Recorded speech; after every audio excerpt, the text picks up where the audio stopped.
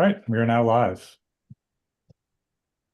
Good evening, everybody, and welcome to the 6th Annual Residency Informational Forum hosted by the New York Medical College Anesthesia Interest Group. My name is Alex Monteith. I'm the president of the NYMC AIG. I'm joined here today by Ben Miller, M4 liaison of our NYMC AIG, and Alexa Rendon, the ASA alternate delegate of our AIG group, and they will be our moderators today. First off, thank you everyone on the panel, program directors and residents alike, for joining us tonight to answer our questions. Thank you to our viewers on YouTube. And special thanks to Dr. Abramowitz and Dr. Weber, our faculty advisors who help put events like this together. And now I'll hand it off to our moderators. You can go ahead, Ben. Hi, I'm glad to have everyone here today. So we're going to start out by just giving everyone a chance to introduce yourselves. So we're going to start with Dr. Mahoney. Thank you very much. Hi, everyone. I'm Brian Mahoney. I'm the Residency Program Director for the Mount Sinai Morningside-West Department of Anesthesiology Residency Training Program, and I am here with... Hi, I'm Donna Lee. I'm one of the Chief Residents this year, so CA3 right now. Do you guys want a brief synopsis of our programs now or just our names? You can keep a brief synopsis of your program. Try to keep it under 90 seconds. That's really easy.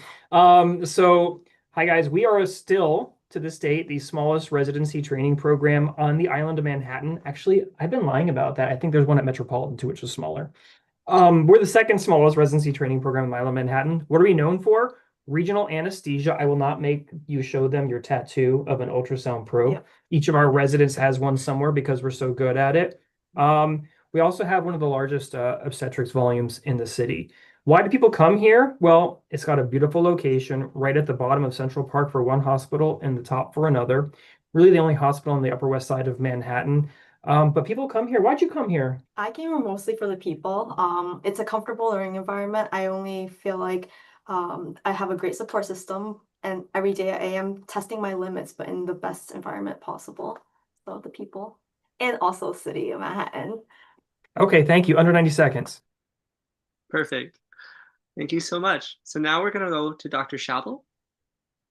Hi, everyone. I am Dr. Schabel. I'm from Stony Brook here. Stony Brook is a overall medium-sized program. We take 12 residents per year.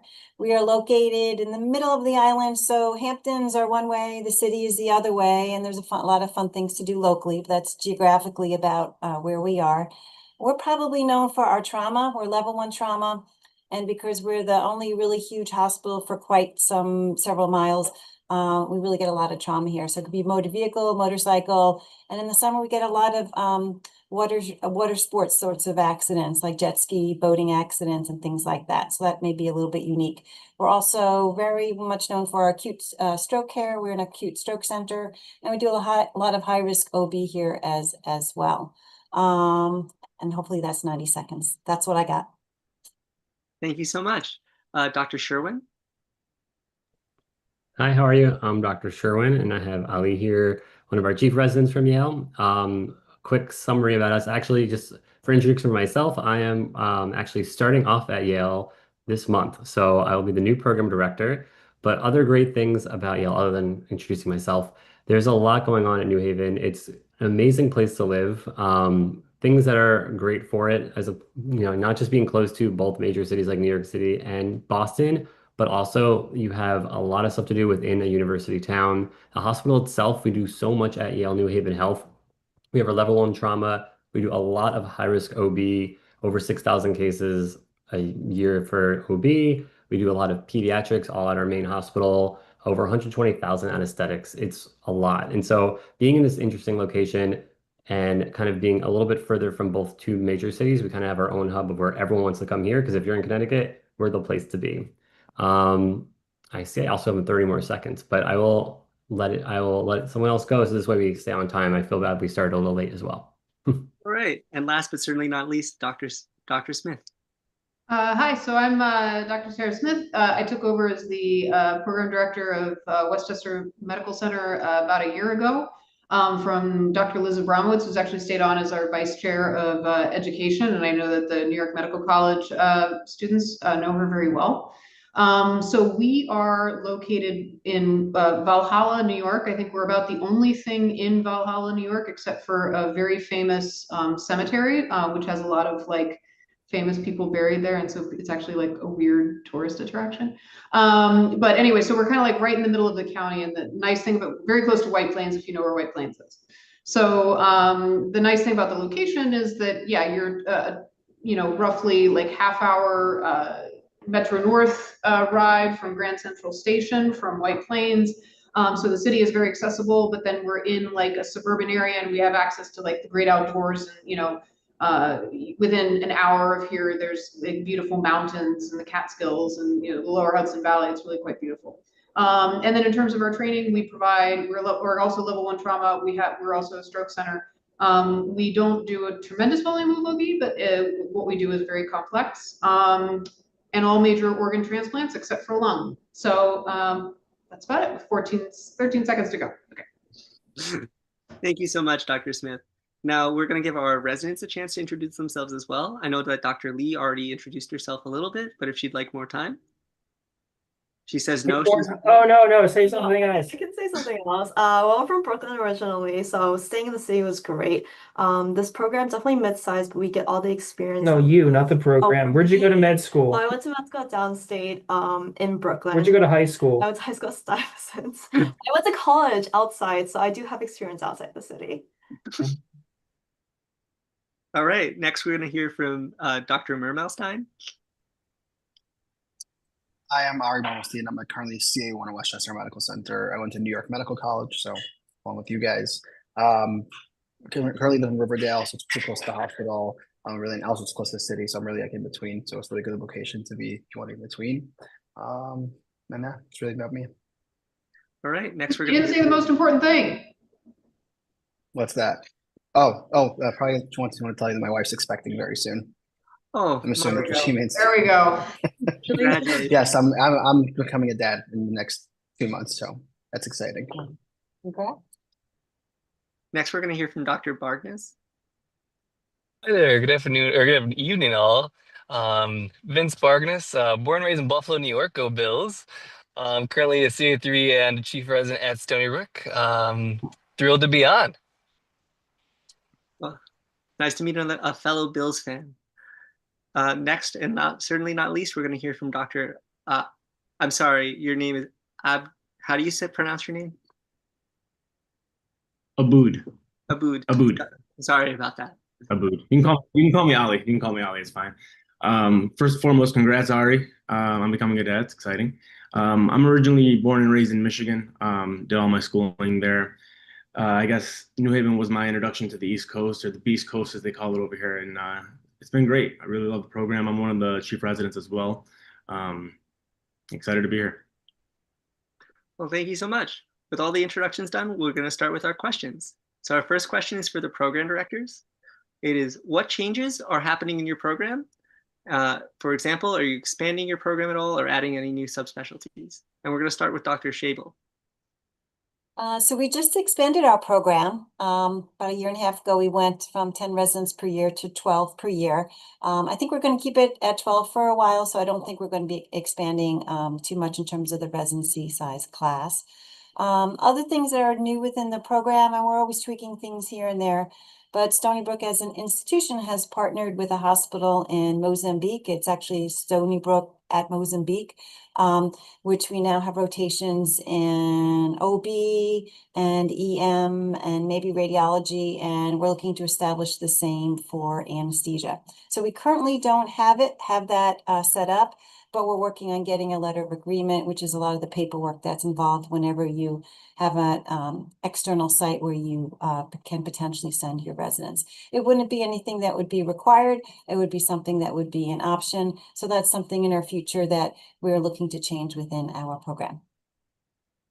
Well, thank you so much. Next, we're going to hear from Dr. Sherwin with the same question.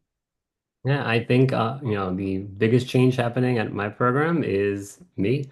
Coming along next month, I'm happy to instill a lot of great things that I've learned as associate program director at the largest program in the country. I was at Mount Sinai for the last 6 years, basically, as associate program director. But I'm taking over a really great program that has, a lot of great things going. So I don't want to change too much going in, and we have a really good support team of APDs, program coordinators. So going in, I'm hoping not to shake things too much. We actually haven't had too much change in the last year or so. We're a 23 resident program, 21 categorical, and 2 advanced spots, which seems big enough for now, but perhaps we'll grow in the future.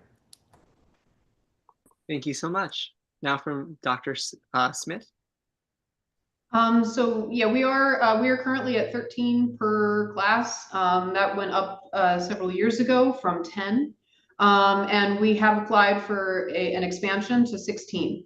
We will find out about that within the next month. So be on the lookout for our spots, but I can't guarantee anything. I'm not the ACGME. I don't get to decide by myself. So we're hopeful about that, but we have to wait and see.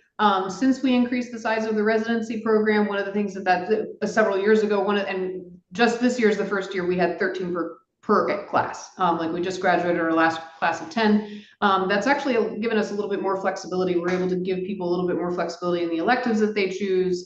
We started having residents take cardiac call when they're on their cardiac rotation, because we realized they were like missing a lot of, I'm a cardiac anesthesiologist, so they were missing a lot of that rotation because when they were either pre-call or post-call, they weren't in doing cardiac cases, and we would do like type A dissections and really great cases in the middle of the night without a resident, and it was like a lost opportunity. So that's one of the things that's changed. And then we just hired a new we have a new program coordinator who started a year and a half ago. We have another one who's half-time as a program coordinator, and she's also a research research coordinator. So that's actually very exciting, hopefully helping with our research efforts.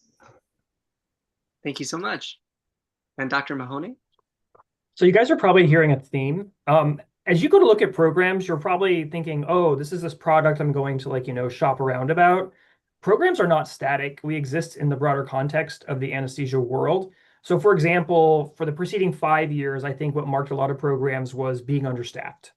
And now what's marking a lot of programs is our responses to that and different hospitals' responses to that. And you see program sizes growing in our effort as part of a larger whole to fill these gaps. There's a massive shortage of anesthesia care providers across the country, leading to great contracts. Maybe that's why a lot of people aren't interested in anesthesia right now. And so I think now you're seeing this trend of growing programs and programs changing with a lot of new hires. Like we just had 12 new faculty hires, more than half of which are all from our graduating class or former graduates who just completed their fellowship. So you're going to see that all over the country. Other changes are also related to something else you should understand about like the global context of anesthesia training. The kinds of cases we brag about, it all depends on what our hospital's priorities, the surgeons who are coming and the surgeons who are going. So one of the big changes over the last few years here is we had this big high-risk OB group that was predominantly on the east side. They looked over at our hospital and said, wow, the anesthesia is done way better over there. And they've moved over here, and now they're going to stay. So our volume has exploded. We have a huge increase in neurosurgery cases, ENT. So we're all changing all the time, and I'm just under the wire. Thank you. Thank you so much. We appreciate all of you being timely. So the next question goes to the residents, which is, what is the state of research in your program? Specifically, what kinds of projects have been published recently? And we're going to start with our expecting father, Dr. Mermelstein. So it's a little hard for me to speak to this because I'm still in the CA 1 year. I'm still just getting my feet wet in anesthesia, in the OR anesthesia. So I haven't really done much work in research yet. We definitely, as we know, in the ACG requirements, most all being on a scholarly project. So it's something we all, since towards the end of intern year, we started kind of thinking like on the lookout what projects we could, start or be part of. But in terms of projects that I've been part of, I haven't really done anything yet at this moment. Thank you so much.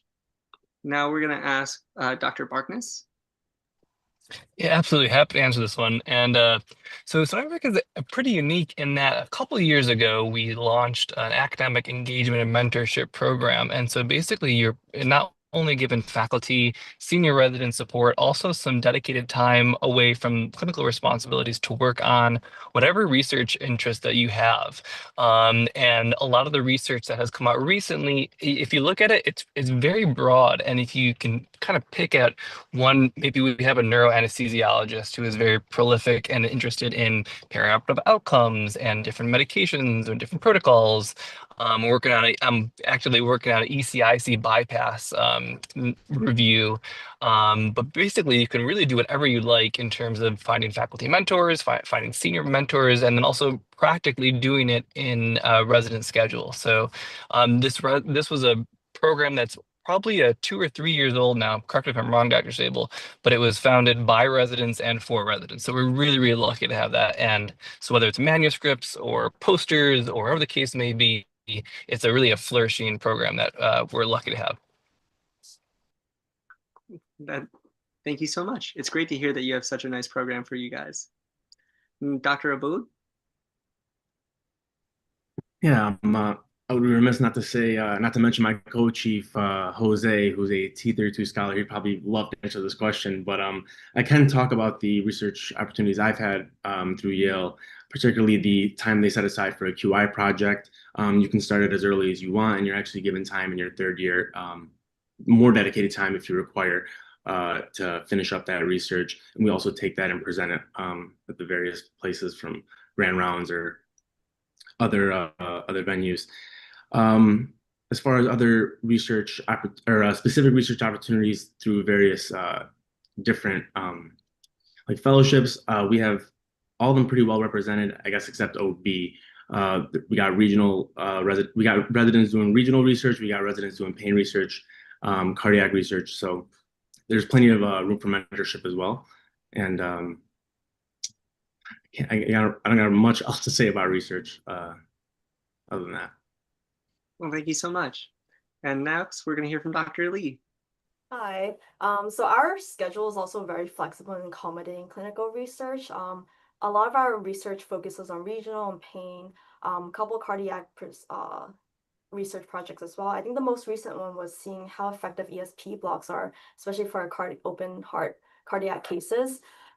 We do offer track research for our CA1s just because, with their schedule, with just learning the balance of things, it gives them a kickstart to any research interest they have. And so that's one track that we allow them. Once they apply, we can provide them with grant money to really kickstart any research they're interested in.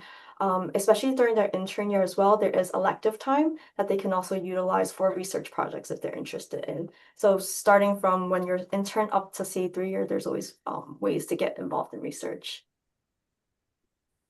Thank you so much. I'm now going to pass it over to Alexa for the next set of questions. Thank you, Ben. These next set of questions go to our program directors, and we'll start off with, what do you think of the 2 recent anesthesia AERS additions? 1 being the specialty of specific questions, and 2 being writing a short paragraph for the places we signal. And we'll start with Dr. Sherwin. Yeah, it's a great question. Having something new in ERAS is always kind of nice to change it up. I think, those questions ultimately are nice that they're putting them in there because a lot of people were already doing it already. We get so many personal statements over the years that will throw in a little part about us.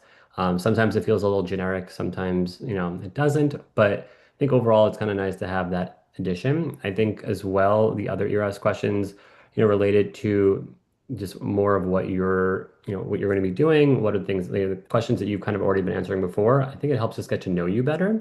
And especially now that there's so many fewer things that we can look at, whether it's scores, whether it's your ranking, whether it's your AOA, all these things kind of are disappearing. And it's nice to separate kind of who you are and get to know you a little bit more through these questions. So I think it's a good addition. Thank you so much, Dr. Sherwin. We're going to toss it now to Dr. Smith. So this might be a little bit of a hot take, but I don't care about that.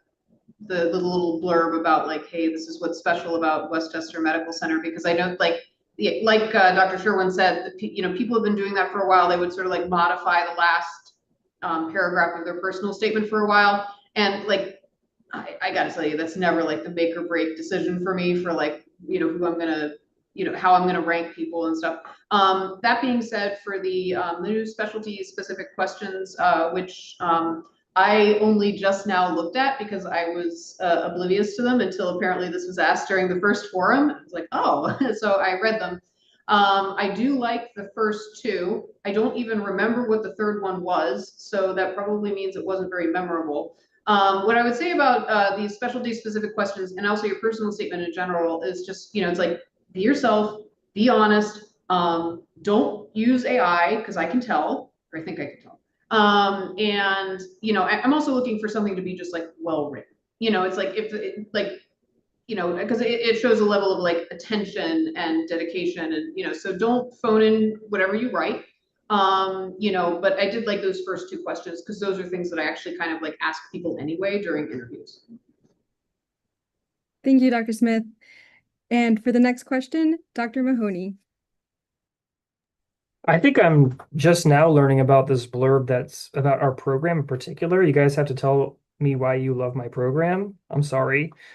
Awkward. So I don't know. I think we should definitely tell our profession you're cut off. No more additions to errors. Like you guys have to do so much, so I'm cutting them off. I'm gonna go back to the SAAPM and tell them. I will tell you how I use those questions in general, so maybe you can strategize how you're going to fill them out. In the past, I would look at a personal statement, and you guys know how you have all the stuff you do. It's hard to tell based on how you describe them which ones are really important to you. So I would look at your personal statement to see what you mentioned in the personal statement to guide my conversation during your interview so I can get to know you better. Then the addition was made with like the meaningful experiences, and then that kind of like replaced the personal statement because now I know what's the most meaningful. So honestly, I'm probably going to use your answers to guide the questions that I bring up during your interview to better get to know you because you're trying to steer me, I guess, towards those topics. So that's how I'm going to use it. As you sit down to write it, just think what I write here is probably going to be fodder for the kinds of questions they ask me.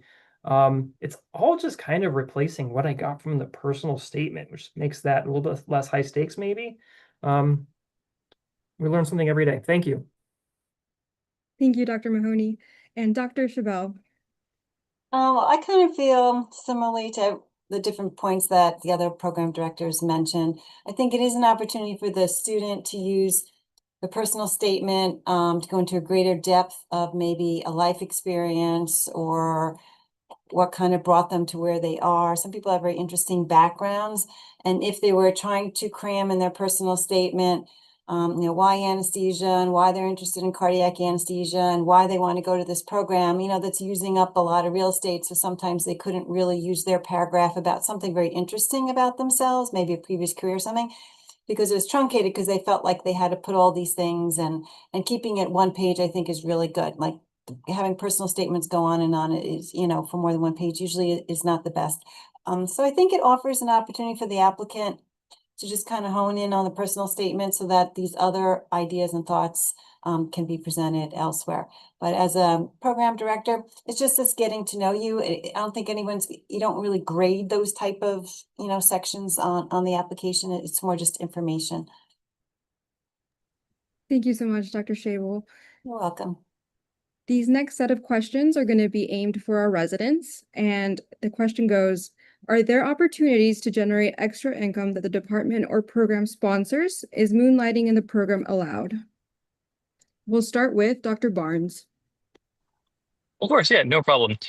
So while our institution, as a SUNY institution, does not allow us to particularly make moonlighting additional funds, what's interesting is that additional funds could be attained or kind of accrued in a couple different ways. So based on performances on different tests, or also staying late, should you need to stay late, it goes towards our book fund. And from that book fund, you can use that for conferences and things like that, different equipment, stuff like that. So not necessarily, but I think it's also kind of a reflection of who the Stony Brook is and the program is. So we are not anticipated to be staying late on a regular basis. Dr. Schabel puts a high priority on getting us out at a reasonable hour so we can have our own time, whether it be personal or studying like that. But unfortunately, no necessarily additional moonlighting income straight into your pocket, but more so for conferences and equipment and books, stuff like that. Thank you, Dr. Barnes. Everything is helpful. And for the next resident, we have Dr. Aboud. Yeah, so we actually have a few opportunities to moonlight in our program. Once you've done one OB shift or one OB rotation, I should say, you qualify to take OB call, which is either a 12 or a 24-hour shift on a Saturday or a Sunday.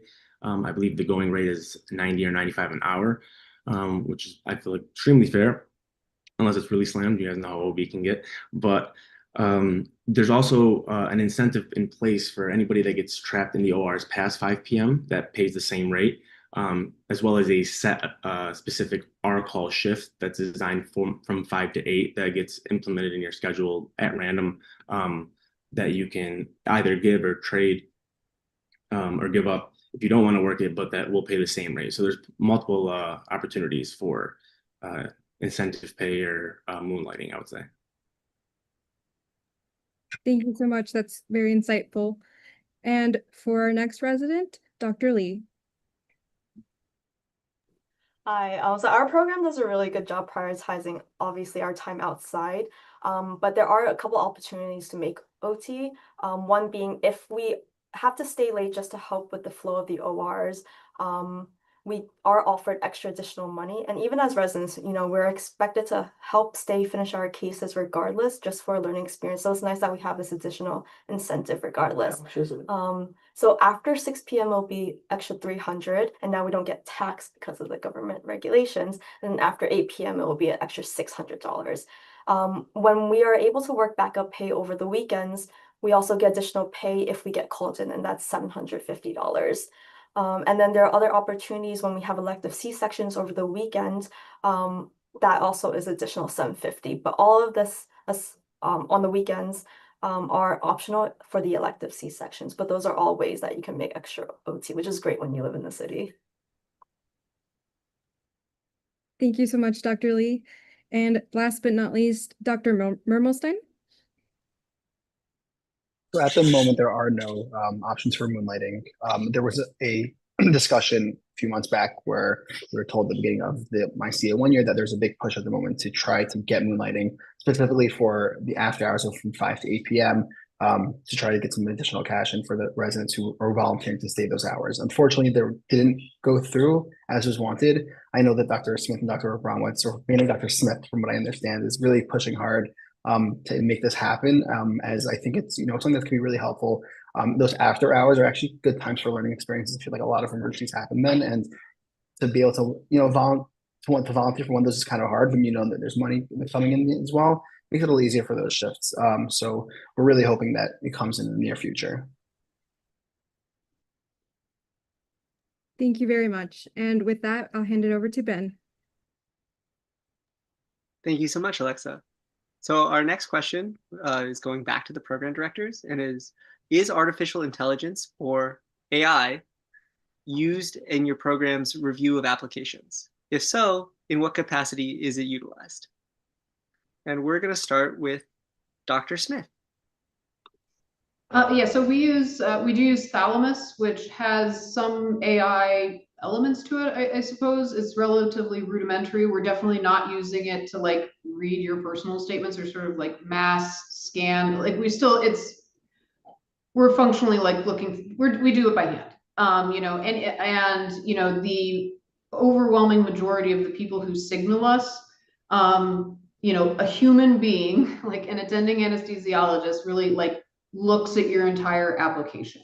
And so, yeah, we're not yet, and I'm not anti-AI by any stretch of the imagination. I used ChatGPT to write something that was kind of boring and dry, and I needed something to I need something to fix my writer's block, and it worked, just earlier this week. So it's not like I'm against it, but I think rolling it out for the review of residency applications, we're not quite there yet.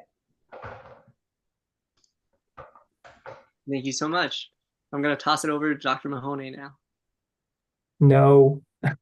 We've had great success recruiting residents. I don't know. We have great spidey sense, Dr. Rosenblatt and myself. So I'm sure AI is not going to be nearly as smart as we are in selecting applicants. Until it proves otherwise, we will be reading your applications. And that being said, guys, the signals make a big difference.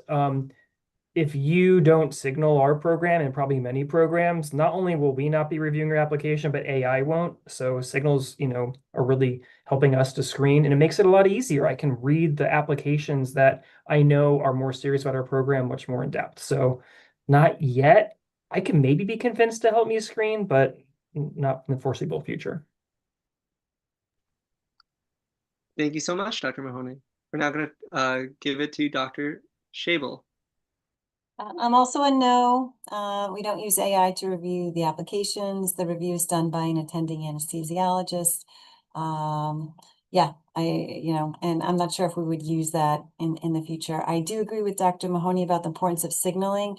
That's probably a question coming up at some point, because that's usually a popular question for those applying. Signaling is very important to increase the chance of your application being thoroughly reviewed and considered for the program.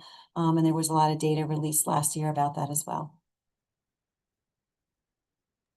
Thank you. Now, Dr. Sherwin. I am a huge fan of AI. I use it all the time. Actually, we're running a workshop at the PGA on AI and how to use it. So make sure you check it out this December. But I don't plan to use it for this cycle.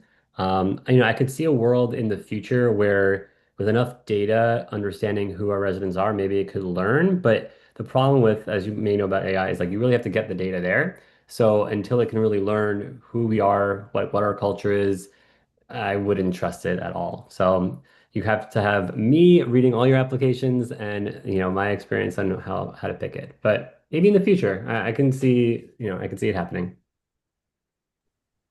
Thank you so much. So our next question is for the residents, and we're going to start with Dr. Aboud. And it is, what traditions are present in your program throughout the year? What sort of retreats, holidays, resident days, or unique things to your program are present for residents?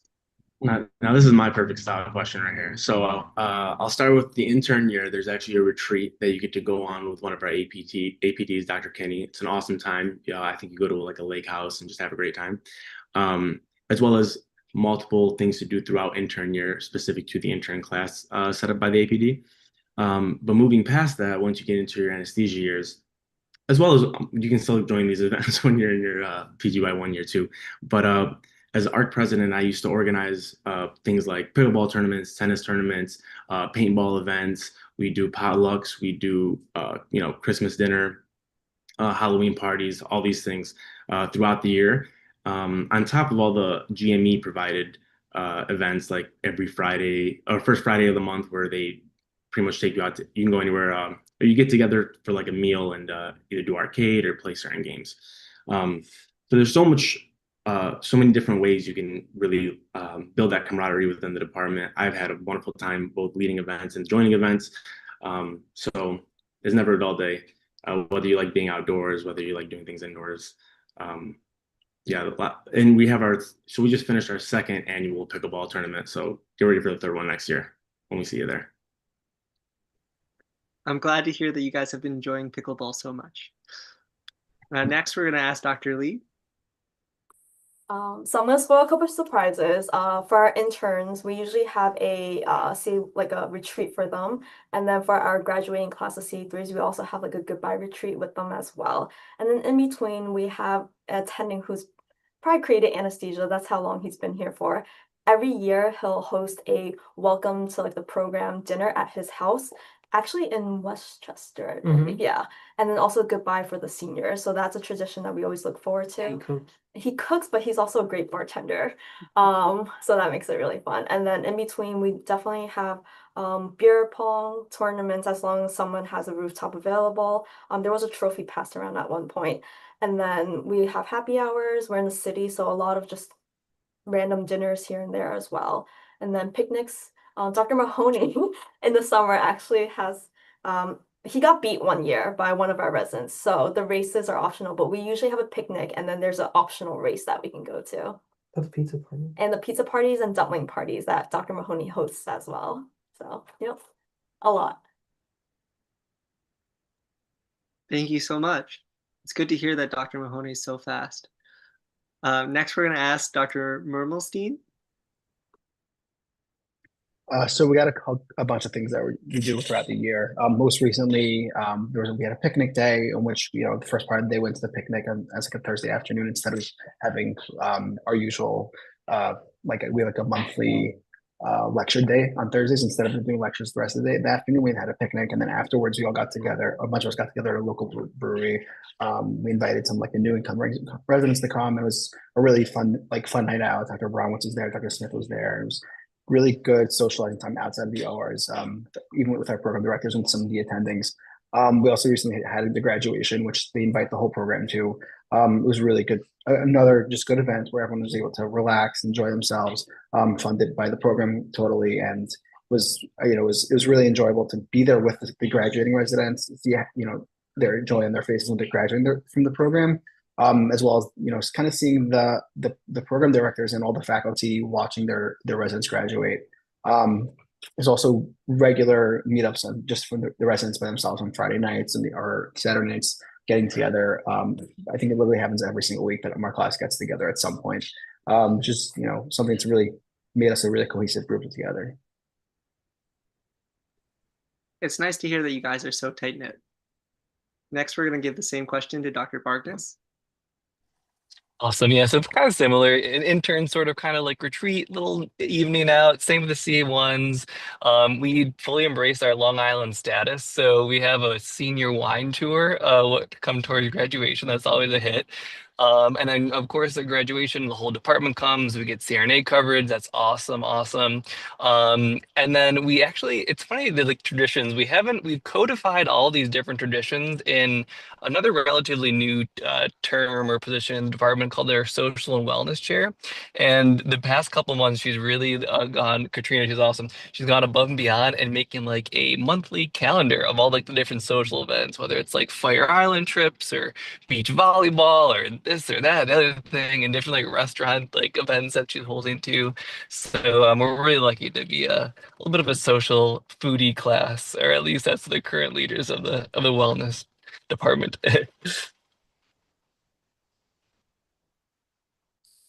Thank you so much. I'm going to pass it over to Alexa for the next set of questions. Thanks, Ben. For the next set of questions, we're going to ask the program directors, what do you value most in an applicant? Would you say your program is more holistic or more score-focused when reviewing applications and creating a rank list? And we'll start with Dr. Mahoney. So I've been in this for a decade now, and what I found is a department or a residency, the best analogy, it's like a garden. You have to tend it. You want to put good plants in that get along together and not one hogs all of the sunlight and makes the other ones like lose it. So what do you want? You want someone who's going to make this experience better for the people around them. That's a good attitude. It's a great work ethic. It's knowing what it means to be part of a team. It's honestly valuing your patients over yourself and the person to your left and your right over yourself. That's huge. I will take someone who embraces those values and has a weaker application every single time over the person with the strong application who doesn't display those kinds of values. That's why we spend a long time meeting you during the interview. So scores everything. Listen, at the end of the day, when you have two people and you love them both like equally, you have to differentiate. So as anesthesia has gotten more competitive, like you start to slice it more and more thin. So in years past, there are people who got in who had weaker applications who might not now because of the scores, just because we have to separate everybody. That being said, we are still extremely holistic. We're still looking for those people to help make this the best place to work and to train. Thank you so much, Dr. Mahoney. For the next program director, Dr. Schabel. So I'd say for our program, we do a holistic review of each applicant and really looking at each part of the application. The scores certainly play a role, as do grades, but so does the letter of recommendations and the research and any volunteer type of work. So we look at everything. We tried to pull out from the third year clerkship comments, kind of view of how the applicant works in a team, how they accept like criticism, how they improve over time, just kind of looking at those sorts of values, because it's hard in an interview, you just meet someone briefly And certainly in a list of research publications, you don't get a sense of the person, so to say. So I would say that the narrative comments during in the dean's letter is really valued here very much. So looking for key things like being a great team player. But in some holistic, looking at each facet of the application. Thank you so much. Now, Dr. Sherwin. Yeah, similar to what you just heard, and this might be most program directors, I don't know, but we are more of a holistic approach. We look at all different parts of your application, and it's about finding the right fit. And like that one number, that step 2 number, cannot tell you everything. It's one day that you took a test and does not mean who you're going to be in the operating room, who is it, what's it like spending time with you at 2 in the morning when we're doing a trauma call. And so, it really is about finding that right fit. It's hard to say what that means in the application. No, ultimately, it's going to go both ways. You're going to find the place that feels right for you, and we'll find those people that, are the right people for us. One change we actually just made that I'm making for our interview season is similar to what Dr. Mahoney had said. We used to do 15-minute interviews, but I'm putting them all at 30-minute interviews. I find that it really is an important time to get to know who you are, get to like really talk and figure out, are you the right fit for the program? And it's the same thing. Get to find more about our program and see if it's the right place for you. So, overall, the number is something, but it's really all about just finding out who is that person. Are they interested in are they going to be kind of a good fit in the program? Thank you so much. And last but not least, Dr. Smith. Yeah, so I mean, like, we of course you have to look at academics, and everybody looks at scores, especially because just how competitive the anesthesia application cycle has become. However, yeah, we definitely look at everything, and I think some of the things that we're trying to tease out when we go through that application are one thing that's been mentioned before is like teamwork, and I think that's really important actually in a really busy high acuity place like ours, that our calls are intense, like in a good way. We get some crazy cases, on call that will kind of prepare you for anything that you can go out into the world and tackle any type of a job. Like our team this weekend got a curveball that we had a patient who was a Fontan, and look, she went into preterm labor. Surprise! Then they had to figure it out. And the best way to tackle that is by working in a team. Like in anesthesia, we have a little bit of a there's a bias that you work in a room by yourself and it doesn't really require social skills or something like that. And it's like, it couldn't be further from the truth. Like, we're really looking for people who can who are passionate, who can jump right in, work well with other people. So that's, it's not the only, I could go on and on about, I have 16 seconds left, but I could go on and on about some of the other things that I'm looking for, but that's probably the main thing that I'm trying to get at. Thank you so much. We're going to ask this next question to our residents. Within your program, do you find one fellowship to be more popular than others? And are there any fellowship programs that your residents have successfully matched at? We'll start with Dr. Lee. Yeah, so for our exposure, we're high volume in terms of regional anesthesia, so that is one of our most popular. A bunch of our attendings have trained at the MI SORA before it stops, and so they're very, very competent, and so that's definitely a popular one. Pain management as well, we get a lot of exposure to that. So those are our two most popular. That being said, we do match pretty well in terms of cardiac. This year we have two of CA3s that match into Duke, and as well as MGH for cardiac. For Brigham, sorry. Sorry. And then OB as well. So in terms of all the fellowships, I would say we match pretty well when we do apply for fellowships. Yeah. Thank you so much. Dr. Mermelstein? So just thinking ahead of like the graduates from last year, a bunch would have went to fellowship. Not as many as I think the current CA3s, but one with I think critical care. There's a couple of regional, but the current CA3s, there's 2 cardiacs, a couple of peds, a couple of regionals. They really good strong fellowship match, I would say. It's really a talk all around about fellowship. I even speak to some CA2s which want to apply fellowships, and there is a lot of optimism when it comes to fellowships from us just there. Thank you so much. Dr. Aboud? Yeah, I'll start by saying, I mean, so many people are choosing to go into general, even having already completed another fellowship these days. That being said, so many of our previous graduates have matched really well. I actually had to look it up because I couldn't remember everywhere that everyone landed. But last year we had two cardiac, one in Emory, one at Mass Gen, doing cardiac crit care at Mass Gen. We had a lot of pain matches, two at Penn and one at San Fran, as well as one at Duke. Uh, something that really speaks to how well liked our program is that so many of the matchees actually decided to stay at Yale for pediatrics and regional. We had two fellows in peds and one in regional.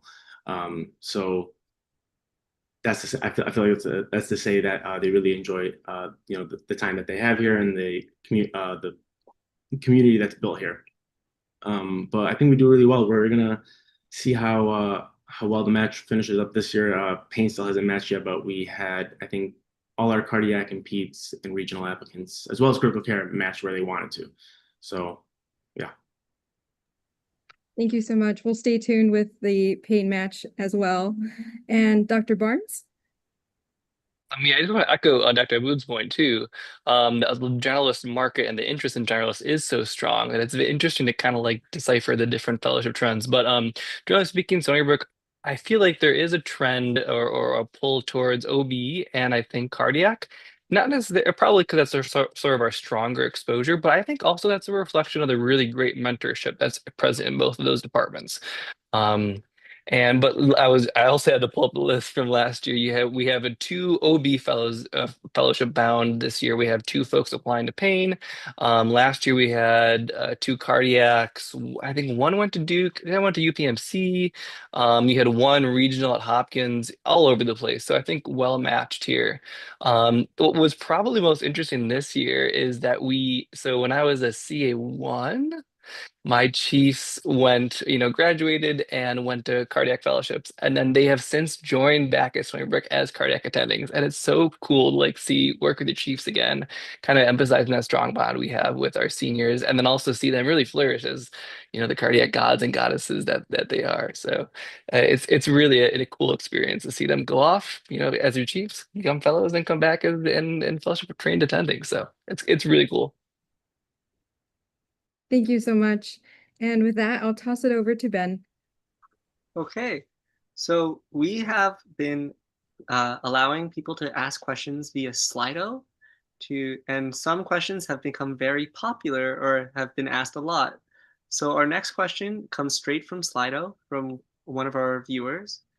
And we're going to start with Dr. Schabel.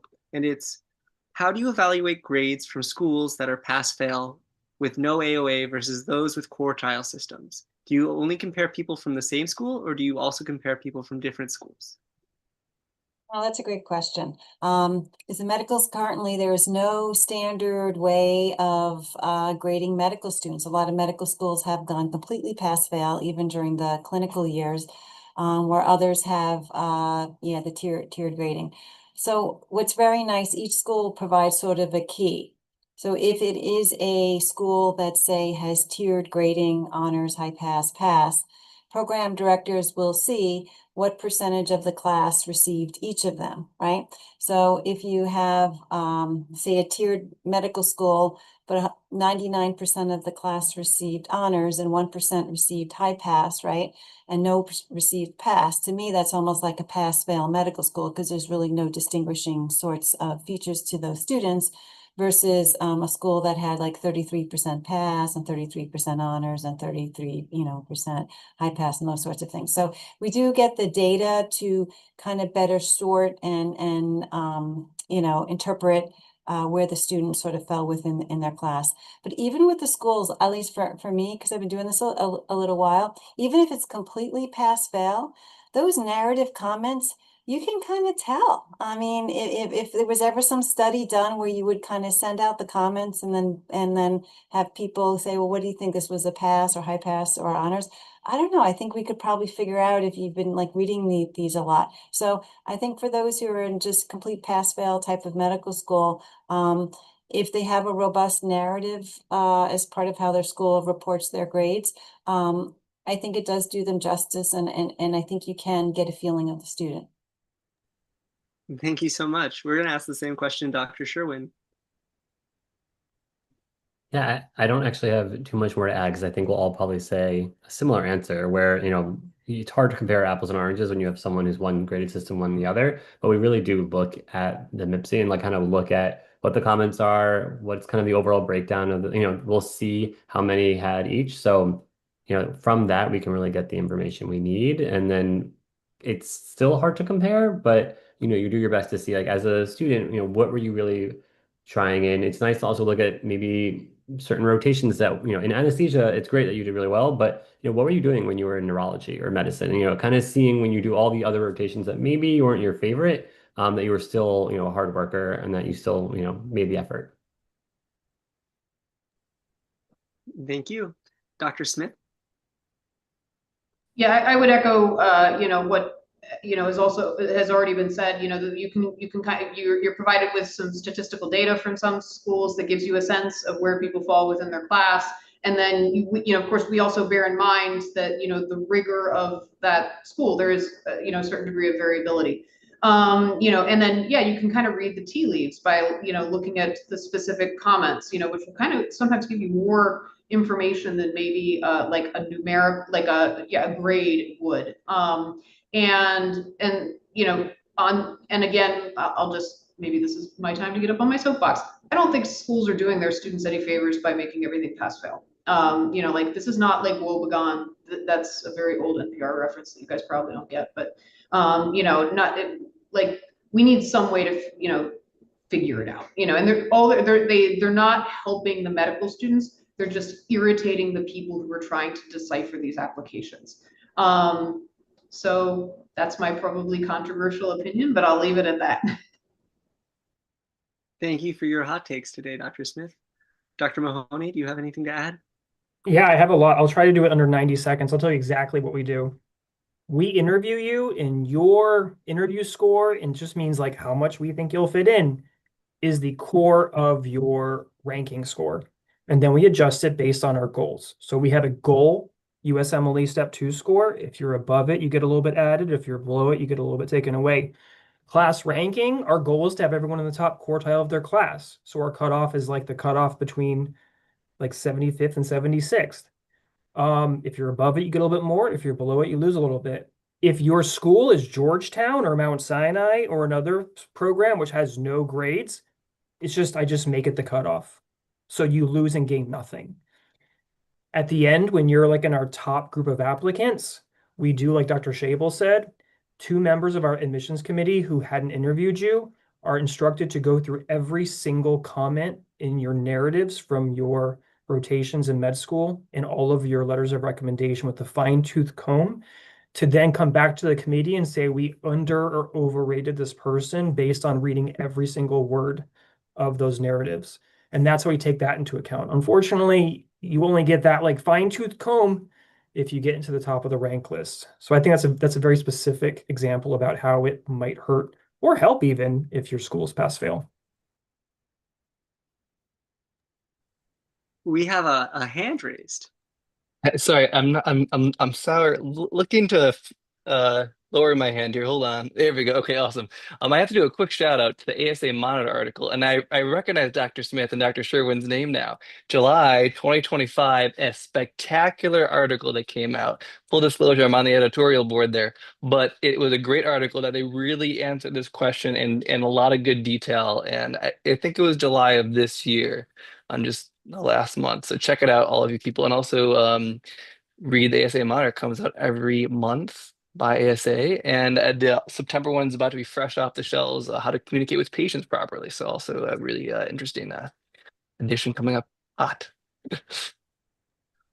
I can personally confirm that is a good article and is actually it's a very quick, short read if anyone is interested about the ranking system and signals and just generally applications for anesthesia.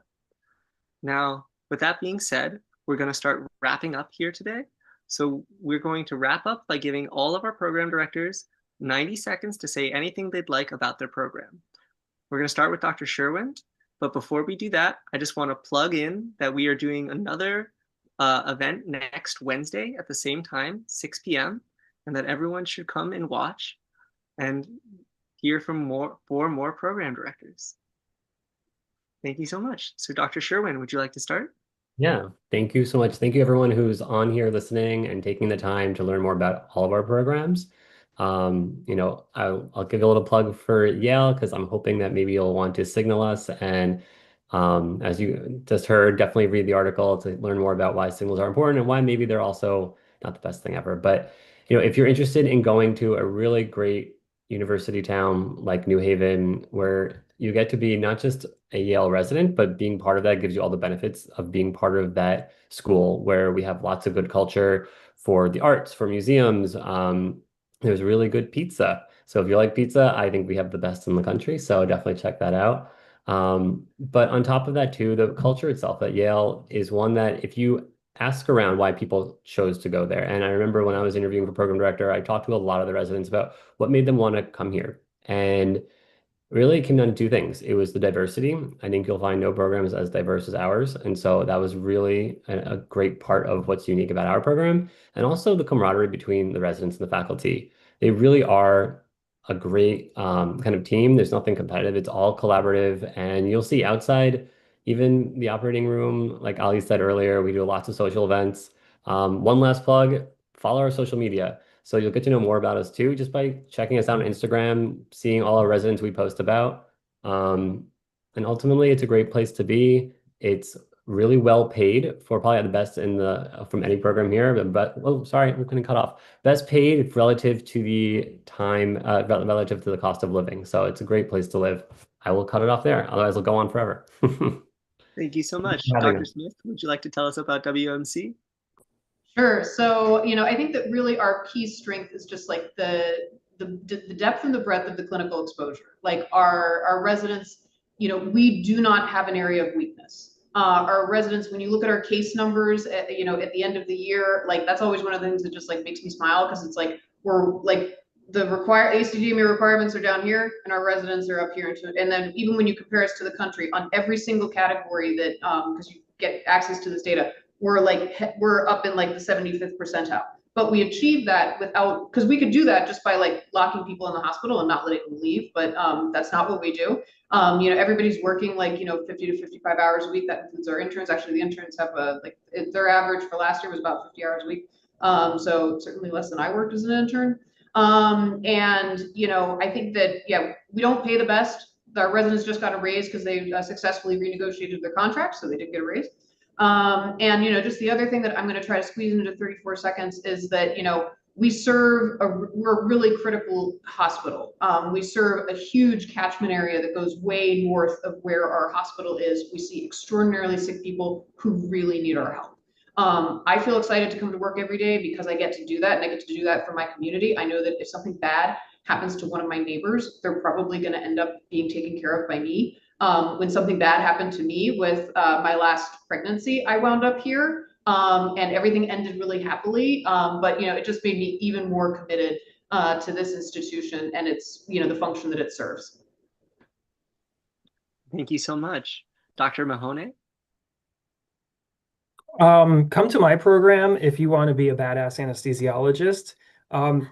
Towards that end, I won't talk too much about our program. I'm going to talk about how you can take advantage of this time in your lives, everybody. I know you're nervous about matching in anesthesiology, but approach this phase of your life with a sense of opportunity. Do not have a sense of fear. Do not have anxiety about this. One, do not be afraid you're not going to match. Go into every interview thinking they decided to interview me. I can match here so you can be yourself. Secondly, do not be afraid that programs are out to harm you. Do not be out there looking for workhorse programs. No program director is here trying to exploit you or take advantage. The hospital is. It's actually our job to stop the hospital from doing that. Do not be afraid. This is a sense of opportunity. Go into these interviews. Look for those programs with the goal of becoming the most exceptional physician that you can be. Every place you go, you are so blessed to be where you are right now. My job is amazing. I save people's lives. I literally have people walking across this earth because I intervened and saved their life. You can be that person. So go out there, don't be afraid, take advantage of this opportunity, and try to go find the program to make you the best doctor, contributor to your society that you can be. Thank you. Thank you so much for those words of encouragement. Dr. Schabel, would you like to wrap us up? Sure. I also encourage all the students, just go out there, become the best doctor that you can be. Regarding the specifics for Stony Brook, we do have a very large catchment area, so we have a large variety of cases, a lot of complex cases. At the same time, we really focus a lot on education. We have these all-day education days where there are a lot of protected time toward lectures and workshops that the residents really enjoy. I think our residents become very close-knit because of these all-day education days. They have lunch together and they really get to know each other. So many of our residents really, they become like cousins or brothers and sisters and things like that. So I really think that our program offers a very collegial and like family type of culture. Because it's not too big, not too small. I think the residents really get to know the attendings very well. The attendings have them over to their homes. So I think there's a big social aspect to our program. And I'm trying to think of anything else. I would say just in general, the residents graduate from our program very strong. There's no fellows in the main operating room. We have some on OB and some for pain. So our residents take care of the highest, most acuity cases that we have here. There's no in between the attending and the resident. So even if it's a very complex case, that resident will be doing the case. So when they graduate, I feel like they almost have like mini fellow experiences in a lot of the subspecialties, just because they were the highest level learner, so to say, that we have here. And that's it. Have a good night, everybody. Thank you. Thank you all so much. We'd like to give a big thank you to all the program directors for coming out, all the residents for joining us and answering our questions, and of course, everyone who listened to us today and tuned in on YouTube. Thank you. Thank you, everyone. Have a good evening. Best of luck to you all.